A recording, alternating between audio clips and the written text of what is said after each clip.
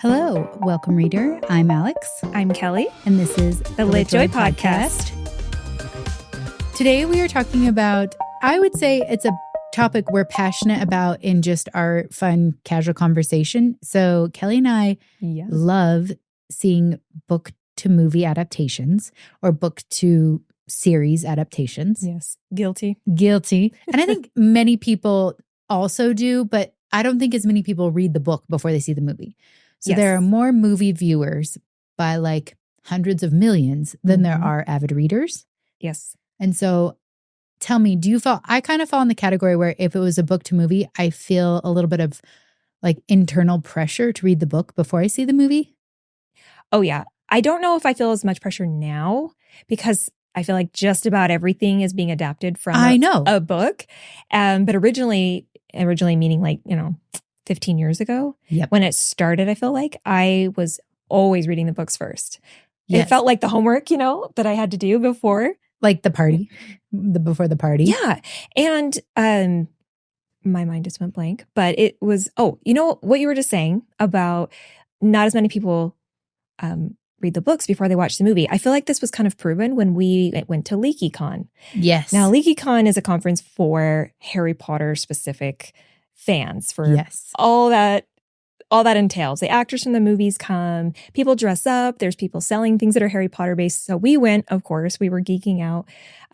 We've been twice, and we were shocked to find that 8 out of 10 people we kind of talked to had never read the books. It was so culturally enlightening. Yeah. Because when people came to our booth and everything, we would ask them like, what's your favorite book? And they'd be like, and they were kind of embarrassed. Yeah. And then we kind of just stopped asking after a few hours because they're like, I didn't read the books. I just watched the movie, love the movies. Yeah. And I'm all, I'm like, they're missing out on such a more enriched experience because the books, you just have so much more space in a book to explore things. There can be side quests. Like side quests in a movie, that's bad editing. Yeah. You know what I mean? Or it should have been a TV series. Yeah. Side quests in your book is like, yes, backstory. Yeah. And especially with Harry Potter, they had to cut out so many of those little side quests and tangents and extra characters and who did what. And the movies are fabulous on their own. The books are great on their own. But when you compare those two, it starts to deviate around book 4, I'd say the most. That's where everyone's like, what happened to book 4? I mean, obviously we lost our Dumbledore. I know. So that made a huge impact. And then, they just had to start carving out more and more of the book story the books got because longer. They got longer and longer. Yeah. And that's when I'm like, don't do that. Okay. Do what you did with The Hobbit over here. Take a little book.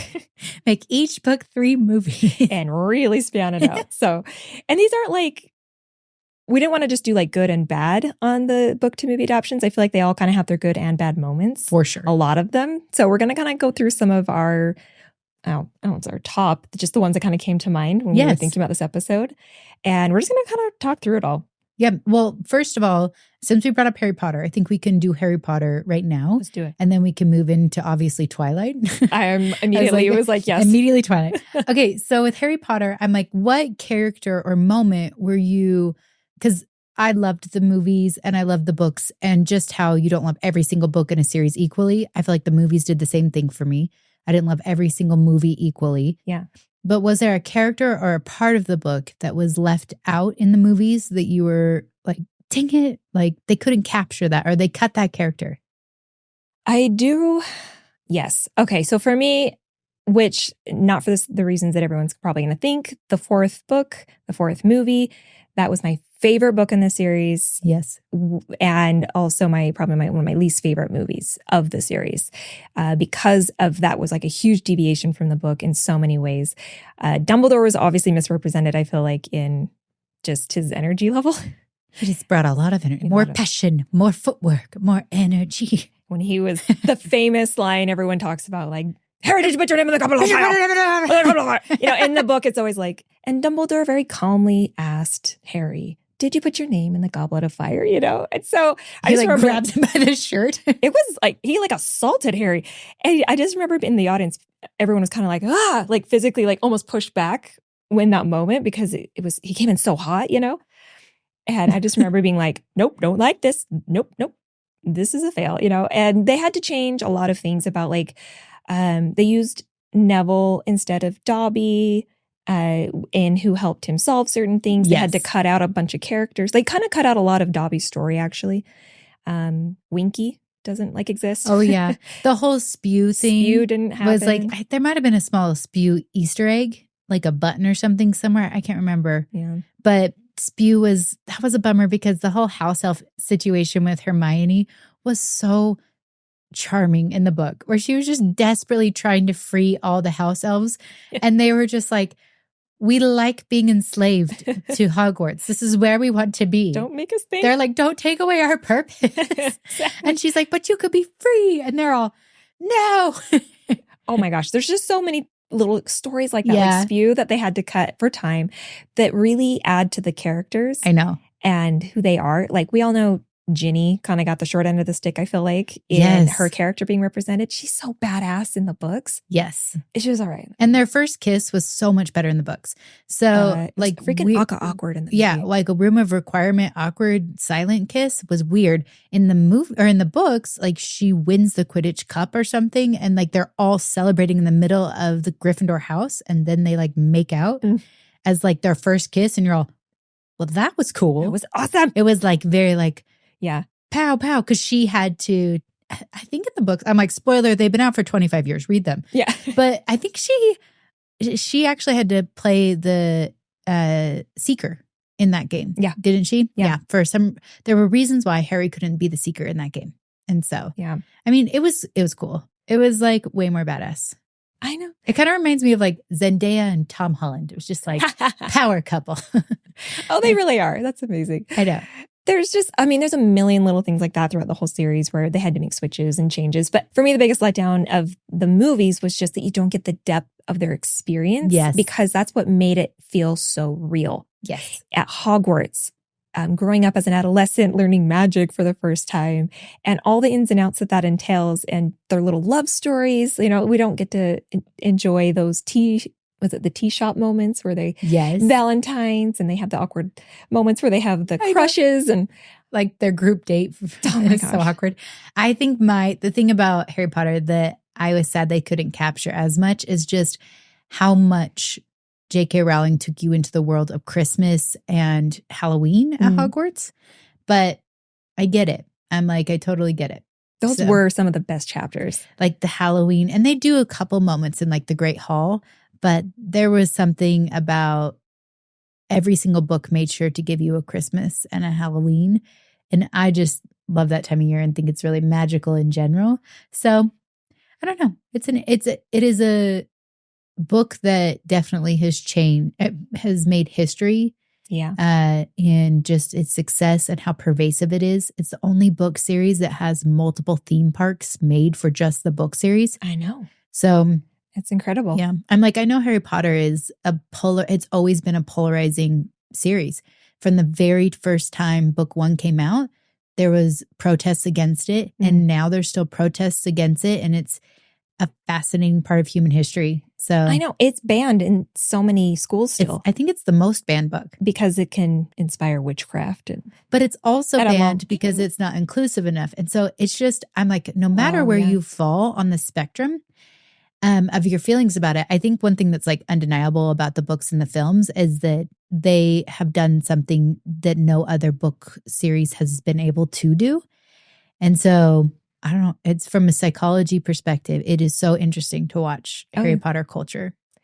I know we've talked about that too, where I'm just like, I'm so grateful for the series. And I know that sometimes there's controversy around the author, but nothing that I can think of has made such a big wave in getting people to read. Yeah. And that's what I cared about, right? Yeah. Like getting people to read, youth to read again. I feel like that was the youth. Oh my gosh. No, it's true though. Like, I think picking up a book is kind of like a gateway to other books. Mm-hmm. And so just as she inspired our whole generation to become avid readers, I'm like, that is a good thing that can come from a controversial thing. And so it's like important, I think, as humans to have this I guess, openness to taking good and bad and understanding that it's complicated, but that reading is a gateway to lots of different people and lots of different opinions. And speaking of gateway, here's my segue. I feel like Harry Potter was like the gateway to Twilight. Oh, man. Like everyone, all these millennials, we all wrapped up Harry Potter and we're all, what now? And Stephanie Myers is like, I'll take I it hail from BYU, Provo, Utah, to bring you Twilight. We have to talk about Twilight. How did you feel the first time you saw the first movie? Not how you feel now. How did you feel the first time you saw the first movie? Yeah. So it was so fascinating. I had started my book club at this point. It'd been going for a little while. And I remember when Twilight hit the scene, vampires were so not a thing at the time. Like anything supernatural, paranormal was like not on point. At this time, if I remember, dystopian was really like what everyone was like buying. It was much more fantasy and dystopian. And I remember someone going, oh my gosh, have you read this book about vampires? And I'm like, ew, no. Like, I remember being almost like repelled by the idea of a vampire book because it was just so cheesy in my head. Mm-hmm. And then it just started popping up everywhere. And so for my book club, we were like, fine, let's read this Jane Twilight book, you know? And then, of course, it was immediate like catnip for all of us women. Yeah. We were just like, oh my gosh, what team are we on? Team Jacob, Team Edward, and just talking back and forth. And we started having book clubs for each individual one, making it a huge thing. So I say that because it really built up my expectation of everything. And it was such a fun series to read with other women in my book club and to talk about. And my husband and I started getting into reading it together because he's like, you literally haven't left the couch all day. What are you reading? And I was like, New Moon, I got to find out what happens. And I like didn't move for 8 hours. And so he picked up Twilight and we just started reading it. And it felt like it was another like phenomenon, bringing in this new wave of, you know, paranormal. But so when the movie came out, I was very hyped because we had spent so much time reading and talking about these books, picking our teams, all that stuff. And I got to go to the premiere of the first movie and filled in the audience. You know, we're there at like 10 p.m. at night because it comes out officially the next day. Right. I remember when they used to do that with movies. I know. And I did it with some Harry Potter movies too. It was so fun that way because there's the energy, right? And I loved it. Here's what's crazy. I loved the movie when I first saw it. And I think it's because I was in a drought of like nothing to compare it to. Totally. And it was so incredible at the time to see a book you were currently reading being made into a movie. Yes. Like that didn't happen. It was always like years later, if you were lucky, you might see it adapted. And it was always like never the same as the book. And they pretty close stuck to the book. Yes. That's kind of the thing I always tell the critics. Yeah. Because I'm like, it's the book. And so I think the collective experience of all of that made me love the movie. And yes, it was a very shoestring budget. There was a few moments I still was like, I'll let that one slide, you know, like, because I was so excited. Like Carlisle's like makeup, like his like Halloween makeup line. There was a few things I couldn't get past, like the running in the woods. I was always like, okay, they could have just done that better in so many ways. And the sparkling, like they definitely got better as the movies got more money, more budget. But there was something so charming too about just that original one. Yeah. Where I felt like, you know, the director, I can't remember her name, but. Well, yeah. At the time, she broke like records. Yeah. For like sales, for like a female directed movie. I feel like she got a lot of things right. And it was very artsy in that way and really organic. And then there were parts where I'm like, I'll just look away. Yeah. I love the part where it's like dun, dun, dun, dun, dun, and like the Cullens like walk in and it's like a superhero. When they walk into the cafeteria the first time, it's almost ridiculous because it was almost like they were on some moving like runway. Yes. It's like their hair's blowing. And then the time at the baseball field, that was the other time I was like, just look away. When the bad vampires come into town and they legit were on a moving like red carpet. Yes. It was like a rug covered in leaves on like a pulley. And they're like pulling it. So they're walking so fast. Behind the scenes of Twilight is worth a Google. Oh my gosh. Like there's just a few things where I'm all, it's fine.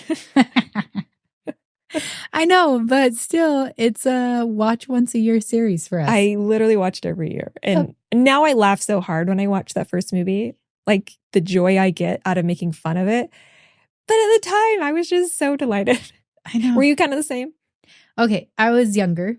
I am younger. I don't know if you know this. So I was reading them as they were coming out, and I was in high school. And so I think the final 2 came out when I was in college. And so I wasn't going, because my junior and senior year of high school was in Monticello, Utah. They didn't have a consistent movie theater. And so I think I did see movie 2 or movie 3. We ended up driving to a movie theater that had kind of opened up close enough. And so I saw that one in the theater. The other 2 I had to wait until they were on DVD. So it was just kind of like, like how old? I was like, it was kind of less of a formative experience, movie 1 and 2. But like by 3 and 4, I was like fully invested in going to the theater because I was up in Provo and I could go see it. Gotcha. So yeah, it is definitely, I think it made my experience even better. Oh yeah, you were like with your people too. Being in there with everybody. It was always an audience full of literally 99% women. Yeah. Like in their early 20s. And I was like, you hit your demographic. This is great. But I will never forget the last movie, part 2. Yes. Breaking Dawn. When they changed the fight scene at the end. That's like one of the times they really strayed from the book because Stephanie's version of it was way less cinematic, exciting. It was a little anticlimactic. It's kind of like, and blah. And in the movies, they're like, let's mess with them a little bit more. And I actually thought, I appreciated the movie. Actually, I thought they did a better job in dealing with that. I thought that in a few movies. So yes. But when they changed it and made it seem like everyone was dying and, sorry, spoiler again, it's been out for a while. But in the fight scene, all the vampires are going against the Volturi. I almost said Illuminati. Wow. The Also Volturi. Both. Volturi. They're all coming together, against the gangs of New York. And you're just watching all your favorite characters' heads get ripped off and like fall into these pits. Awesome. And I was just like, oh my gosh. I was having that moment and I'm looking around and it was like that Mean Girls moment where there's just like chaos and animals, like everyone's just freaking out. Like I heard so many swear words. Women were standing up and booing and everyone was freaking out. And then you get the end where Alice is just showing what the future could be. And everyone's like, oh. They might have overreacted. There were people weeping, like weeping. They were so upset. And I was just like, the power of storytelling here. I was just like, this is incredible. And that's how I feel about books. So to see people when they act like that in a movie, I'm just like, you guys don't even understand. There's so many other ways and avenues to feel this way. And it was incredible. It was like one of my favorite movie moments. That's awesome. It's like core memory right there. It was hilarious. But with Harry Potter in the theaters, did you ever experience that same kind of, collective experience? Yeah. So I read Harry Potter. I was the same age as the actors. And so that's fun. So like as the movies were coming out, I was their age. So I like actually sent in a film of myself to audition for Hermione. Because like they did open. But yeah, because I was her age. I didn't know that. And so, but I had to do like a fake British accent. And I was like, clearly I was not the hire for that role. You should have done Luna. They didn't call for Luna. They only categorized it as Harry, Ron, and Hermione. And then I think Luna's story, how she was hired, was a really beautiful story. Yeah. But I mean, I knowing myself now as an adult, I don't want to be an actor. Like that's not my genius. But as a little 11-year-old kid, you're like, yeah. Oh yeah. And so I got to grow up with the actors as the movies are coming out. The books, I actually picked up my first copy of Harry Potter. It was on one of those traveling library carts. So you know how there's like some libraries, especially like elementary school or smaller schools, have traveling libraries where books get shipped from school to school to school for kids to read for the first time. And it's all the new releases. So libraries who can't afford to buy all the new releases every time. And so it came through on rotation and book 1 came through and I read it and I couldn't find book 2. And so my parents bought me book 2, 3, 4. And then my dad got way into them. And then there was like a woman who was part of my church congregation. Her and her kids got into them. So we had like a community of like 8 copies of each book that was just like being passed around. That's cool. And so I read all the Harry Potter books like first and then passed them off to like my dad to read. And so that's kind of how I experienced them. And then like really getting into the Harry Potter like fandom base, that was more after I was an adult and joined book club and everything. So did you see the movies as they came out? Yeah. Yeah. I mean, mean, you were younger too, it sounds like. So I didn't know, but they didn't put the movies out for several years, right? Yes. I didn't go to any like midnight release party because I was a kid. Yeah. And so that wasn't an option. But I do remember waiting in line at midnight to get books. I think I waited in line for book 5 and 6 at night so I could get it right when it came out. So I did do that thing, like in line at Barnes & Noble kind of a thing. And I remember when they used to do that with books. They don't really do that anymore. I know. Like because you pre-order online everything. And so there was like this like camping out. You know how people like camp out for an iPhone? Yeah. Maybe the churns will understand what that means. Oh, the children.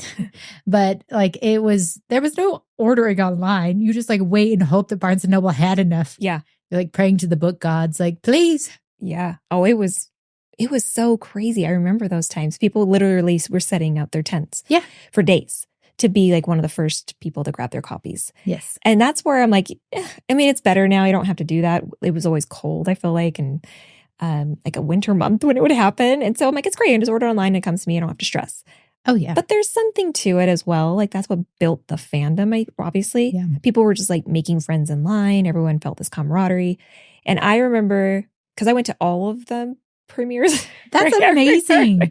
And it's like my first year of college watching the first movie. I mean, man, the pressure had to have been so high for that series, right? And I feel like director Columbus, right? Christopher Columbus. I always like second guess that's actually his name. I'm like, that can't be right. No. Yeah, so the director, he did the first, I think, 3 films. I thought he did, I want to talk about the good things in Harry Potter because I'm like, I think he nailed the first one. Yes. Like, it was like exactly like the second I heard the theme music play. It was like perfect. I had chills and I started weeping and I was like, it's exactly what I imagined it would sound like. And I didn't even know I had the expectation. And just the charm and the innocence and kind of more the childlike perspective of the first movie I thought was perfect.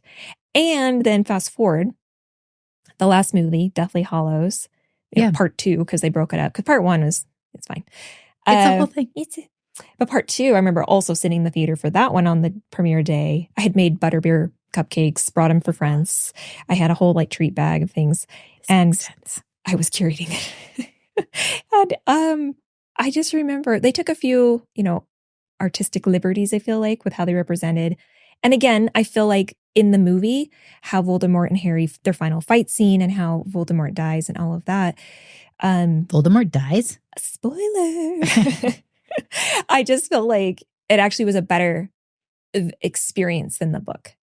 In the book, it was a little like sudden. It's more cinematic is really what it is, I think. I don't know if I'll ever forget that moment where it's just quiet. Like the music almost went completely silent. It's just this really soft sound.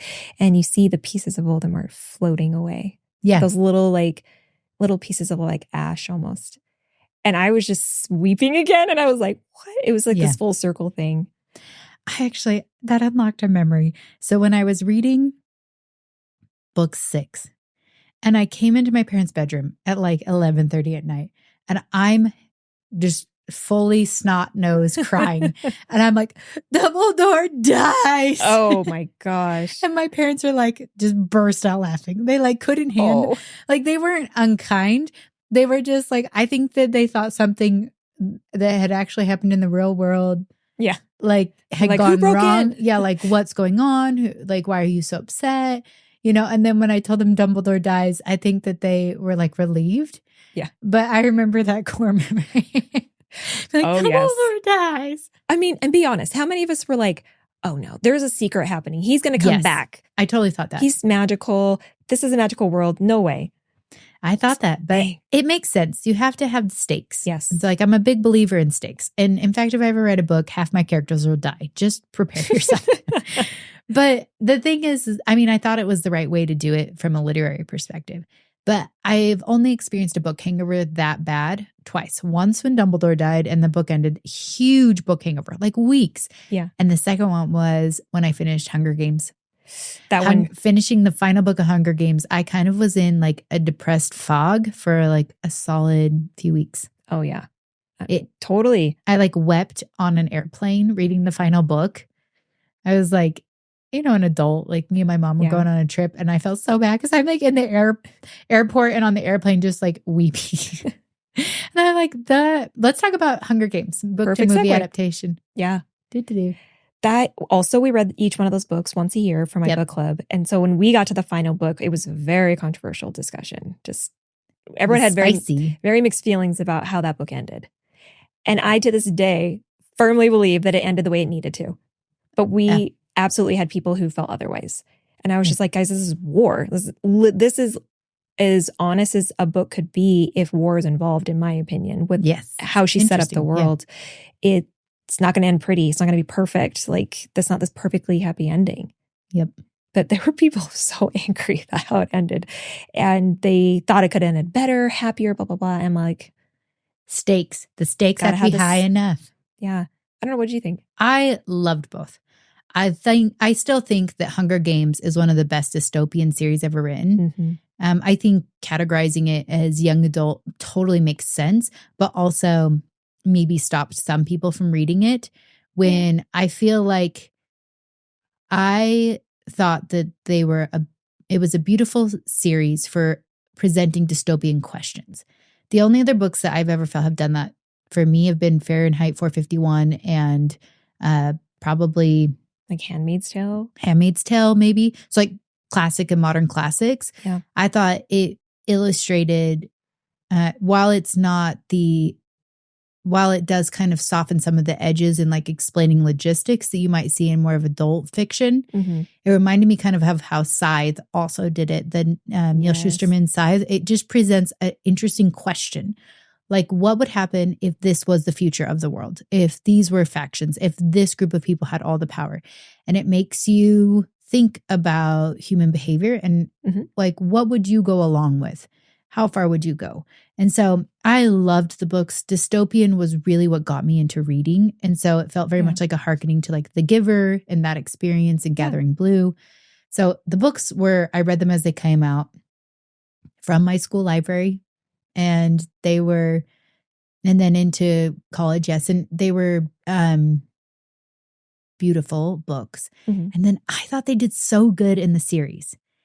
I know that people... Like the movie series? The movie series, okay. Yeah, sorry. I thought they did so good in the movie series. Yeah. I loved the final two films. I felt like they did such a good job of representing the cost of war. Yeah. And I also felt like they did a good job of making it more cinematic. So there was a few scenes that I thought were really pivotal that they added to the final film that I think made a big difference. One of them was they started to show all the different factions uprising against the Capitol. And so you mean like the different districts? Yeah. Like, okay. So like that was Divergent for a minute there. So sorry. The different districts. Yeah. Yeah. Okay. So there were like rebels within each district. Yeah. And there were ones like the scene where they have everyone climbing up the trees and setting the bombs and like kind of almost like a potential suicide situation. I thought that it just did such a good job of showing how desperate people get when you take away their human rights. So I don't know. It was good. Like chills. Good. Yeah. And I loved the way they represented the Capitol. Yes. I mean, it feels like obviously super exaggerated, but at the same time, it felt in place in world, just having this extremely rich, privileged, we're the capital, everything's excessive, bright, big. How else can we add cosmetic surgery? I don't even know what they called it. They had just like every possible advancement in the capital, right? And everyone else is struggling. Yep. For the most part. Every other district was like, we're farmers and we're barely thriving here. Yeah. Like we have potatoes every day. That's what we eat. Yeah. And the capital's over there, just complete opposite. And so it does just show very, like you said, obviously, or they soften the edges, things that happen in war and the rights that get taken away, how people respond to that. And packaging it in something young adult was fascinating because I thought that's why I thought that she ended the series correctly. But it made people upset because it was uncomfortable. Oh, it's so uncomfortable, especially when you're talking about children. And I'm like, yeah, children are in war. Yeah. And it's uncomfortable. It's happening now. Like it's very uncomfortable. I'm just like looking away is sometimes an excuse to prioritize comfort. And I think fiction, what literature can do is it can create a safe container to explore things that are very real things that are happening. And I think that that's probably part of why you and I are so drawn to stories, is because they're such a great vehicle for conversation about things that are really important. And so, I loved the Hunger Games. Yeah. Like, thought it was great. It was a really good movie adaptation in my mind. Yes. So I didn't have hardly any issues with anything other than, I don't know why. I struggled a smidge with like PETA. He was not buff enough. It wasn't like how I imagined him. No, in the books, he definitely is much more of a presence. Yeah. I know he's the boy with the bread, but he didn't need to be like so passive. Or he wasn't passive. What's the word I'm looking for? It just, I don't know. There's just something there where I was like, casting wise, that was just a little off for me. Even like, I think just like for me, it might have been a talent thing. I hope that the actors never listen to this podcast. I felt like Jennifer Lawrence was more talented than both of her male counterparts. I would agree with that. Yeah, I just think she's a more talented actress. So I don't know why this just popped up, but I just wanted to say, and I'll be on record, that I feel like the casting in Harry Potter, specifically for all the like professors, was perfection. Aces. Perfect. Every one of those, I was like, perfect. So forgot to mention. I know. That. I just love that like they rolled up into the UK and they're like, we're going to need every A-lister actor and like in this film. And they're all like, agreed. It was perfect. Like when I was like Snape, Trelawney. Dolores. Dolores. Oh, Trelawney was so good. I know. We have to stop going back to Harry Potter. Gilderoy. I was just like, side note, that was perfectly cast. He cast himself, didn't he? Or he was the director. Yeah. So I guess he's not the head of casting. That's a fun story too. Fantastic. So Hunger Games, that was a good one. If we want to talk about Divergent for like a hot second, I didn't even finish the last two films. I didn't either. They got bad. So I was like, that was not a great film adaptation. I felt like a book to film adaptation. But the book series also kind of tanked. It kind of did. Okay, I loved book one and I loved movie one. And I felt like that was it's difficult when your series kind of peaks a little bit around one. Yeah. But I enjoyed the books a lot. And I know a lot of people don't love the fourth book, but I like stakes. And so the thing I loved is I thought it was really brave of Veronica, the author, to kill a protagonist because I think that used to happen more in literature and then we became a little bit soft. And so I like that the stakes are really high. However, I think the complaint was that she didn't die for a good enough reason. That's how it felt. And I think that there's a valid argument there. And so I think that's why a lot of people skip the last films, is because I think they tried to change it to kind of address that. And I never saw the last ones. And so, because I was just like, if the books had ended around, there's 4 in the series or there's 3? There's 3. If it had been like book 1 and 2, I'm all, yay. I really enjoyed movies 1 and 2. Whatever one Kate Winslet is in, I liked her. She's like one of the main characters, so she's in both. Yes, but because she's the mother. One where that's like on her hand. Oh, like it's been a minute. Yeah, so I'm like, there were moments I really loved from all of the films that I saw and all of the books. I just think writing a series is not an easy thing. So people like to be critics, but they don't step into the arena and try. So you know what I mean? I'll give it grace. I will. The last book was, I don't know, hot trash for me. It was shit. It was hot garbage trash for me. So not my favorite, but I appreciated the series.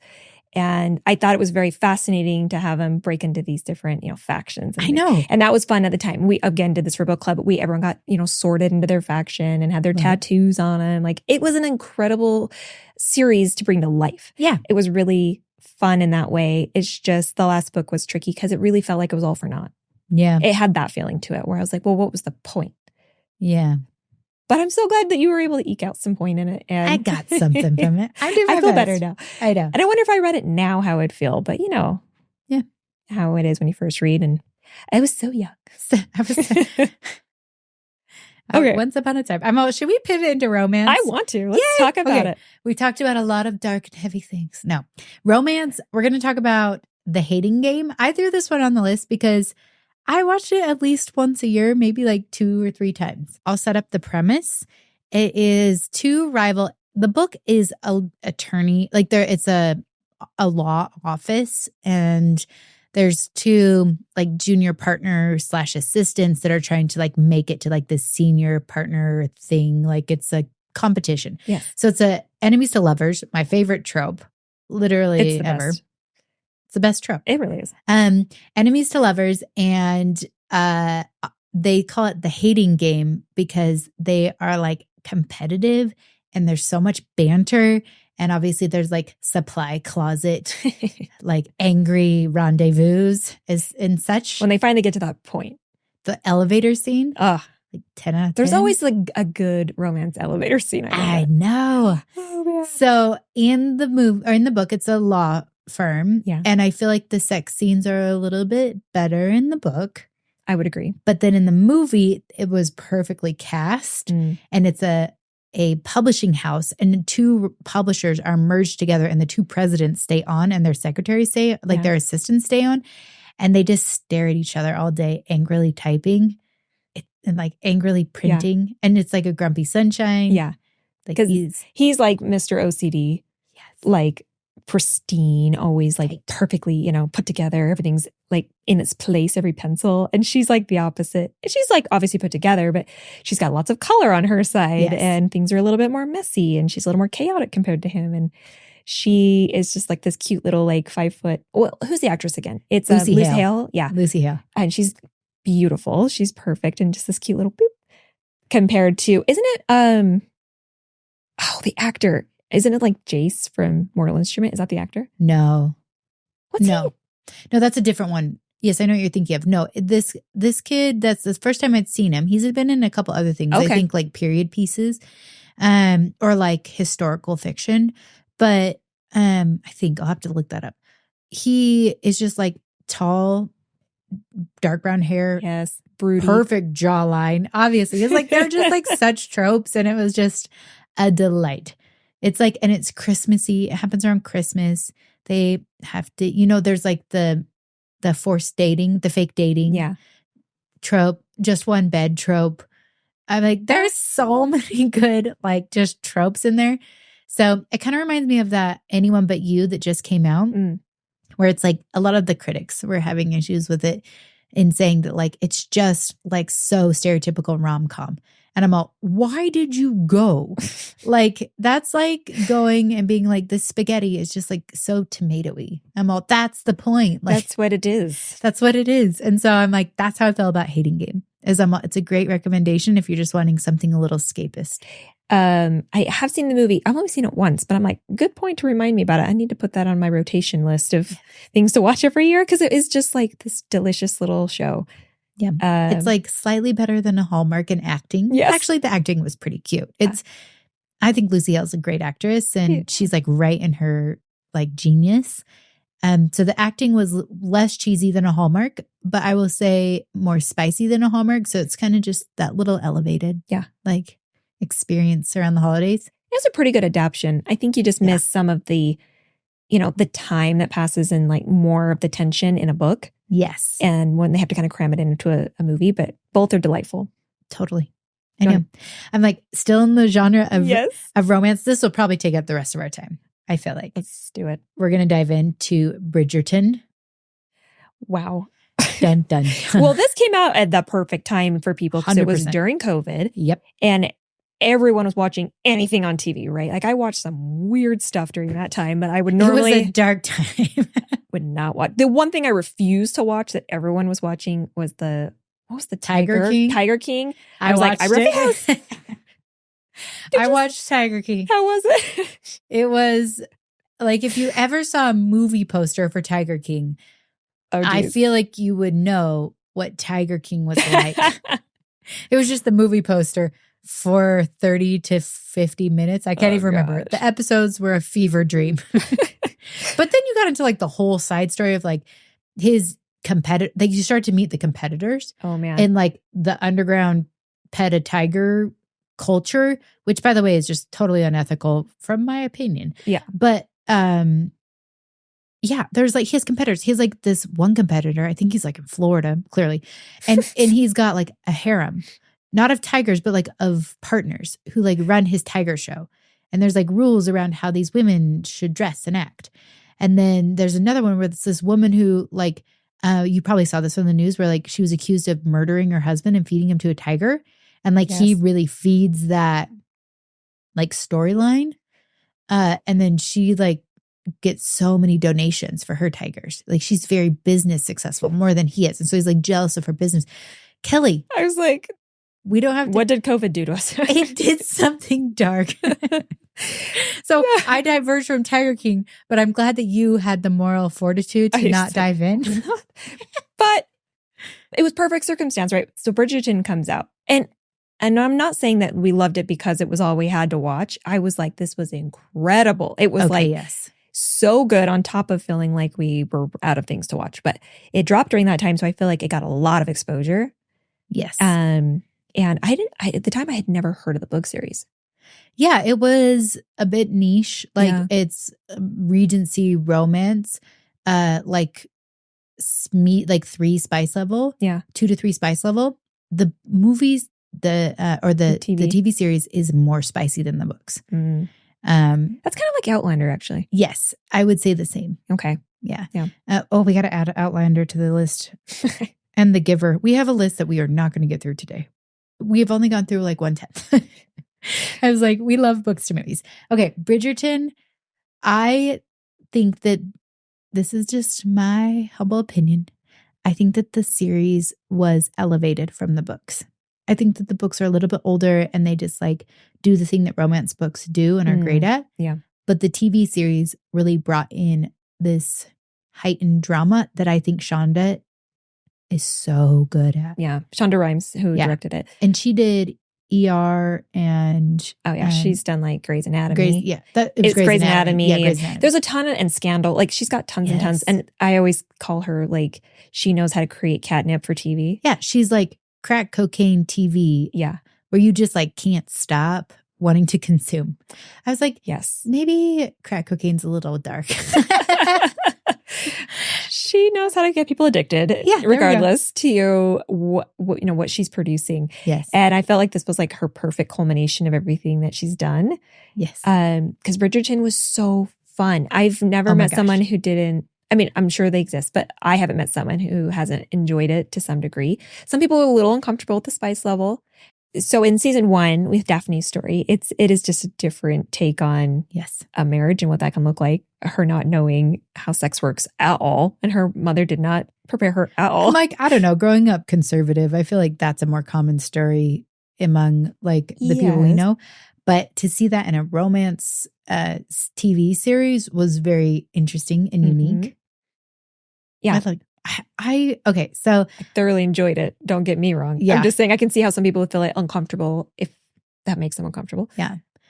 Here's the thing that I loved about Bridgerton is I felt like it delivered on the drama and the sex that everybody wanted. And it was visually just like so like delicious. Mm-hmm. It's like these colors and the costuming and like their hair is always like the worst. I'm like, it's the worst period in history for women's hair, but it's like epic. Like it's still done, except for the queen's hair. Her hair is epic. Very Marie Antoinette. I loved what they did with the wardrobe. I know. And like each family kind of had a color palette, which I thought was super clever. And they've talked about that, right? With Penelope. Yes. The colors that she's like allowed to wear, it seems like. Well, in the book, she's only allowed to wear like yellows. Like it's it's an ongoing joke in the books that she's always made to dress in like citrus colors. Yes. Like she's like, yellow doesn't work for my complexion. Did you like season 1 or 2 better and why? Oh, 2, hands down. I personally just like, I liked season 1 and I was like, that was delightful. Just watched it like 4 times. I'm like, at least. And I love Regency romance. So adding in the like upping the romance level, I was just like, I am so happy. Yes. This is amazing. Like Pride and Prejudice. Like, but with spice. Oh my gosh. It was like everything I didn't know I needed in my life. It like filled some empty hole that I had. I was just like, this is I am whole. What I've been waiting for. And then season 2 came out and I had really high expectations, right? And it like blew season 1 out of the water for me. Yes. I loved Antony's story. Antony and Kate, I know. I just identified more with them as characters. And I think that I love season 1. I would watch it any day. Yes. I just personally also was more like compelled by season 2. But several of our friends have said that they didn't like season 2 nearly as much as 1. So it's all personal preference. Yeah. Antony's story and that responsibility feeling that him and Kate felt for carrying things just related to. Yeah. And just the spice was so their tension was incredible, off the charts. And I think he's gay. Yes, he is. Is he bisexual or gay? I guess it's whatever. That's he a good point. I'm trying to remember now, but he's playing a heterosexual man in the series. He's playing a very masculine heterosexual man. I had no clue that he was either bisexual or gay until later, and then I'm like, wow, that's incredible acting. I think that him and Kate, because when it comes to straight men or gay men playing the opposite, I just feel one thing that's been really beautiful to witness in our since from the time we were children till now is it's just been this cultural shift in just accepting the genius of actors and the role that they're playing when it comes to sexual orientation. Because I think there's quite a few older actors who lied for a long time about, or just kept to themselves, kept it private, their sexual orientation, so that they continue to be typecast because that's their job and it's what they love. And I just have loved that shift in cultural thinking that has opened up opportunity for actors to be openly true to themselves and to play these characters that, are not their same orientation. Mm-hmm. Because we allow them space and all these other things to play of course, they're not a duke from the Regency period, but we allow them to go, we allow ourselves to go on that journey with them and believe it, suspend reality for it. Mm-hmm. And it's why can't we do that with other things about them? Mm. And so, I thought that the actor who played Antony, he's been in several things since his career kind of just it was a little bump. Yeah. And just he was incredible in it. Yeah. The intensity that he showed up in, the sexual tension between him and, her name just, Ashley, I think might be her name. I'm not. The actress's name? Yeah, I can't remember her name. I actually don't know. Okay, so she was in Sex Education and she played a high schooler in that. And I loved Sex Education. It's very dark and edgy, but hilarious. That was it was one of my COVID addictions. But they just did such a good job together. Mm-hmm. Oh man. I know. And the best scenes weren't even the sex scenes. It was the sexual tension. It was the tension. Oh yeah. Those were you could cut them with a knife. It was so thick. I loved it. I know. The bee moment, which is obviously a huge point in the book series as well. It's got the bees on it for a reason. And with the story with his father, and then when the bee stings her and he's just freaking out and he has a full panic attack and she grabs his hand and sticks it to her chest and she's like, just breathe with me. I'm fine, and then I'm all, oh, the energy has shifted. I was things have changed. Oh yes. Not, oh no. But I was and just they had so many moments like that where it's just those little. The moment when she's because you vex me. And he was there is nowhere you could go that is far enough away.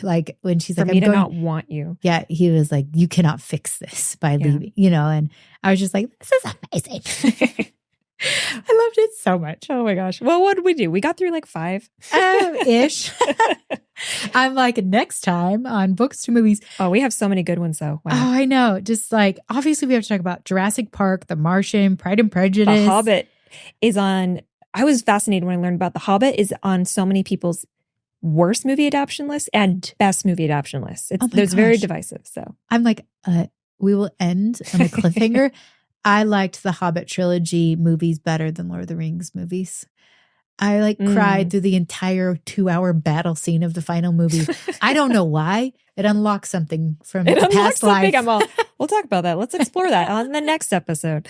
So 100%. Yeah, that was part 1 of our book to movie adoptions and all of our wandering thoughts on it. Thank you so much for listening to LitJoy Podcast. Please make sure to rate and review us so that we can keep recording these episodes. And like a good book, recommend us to your friends.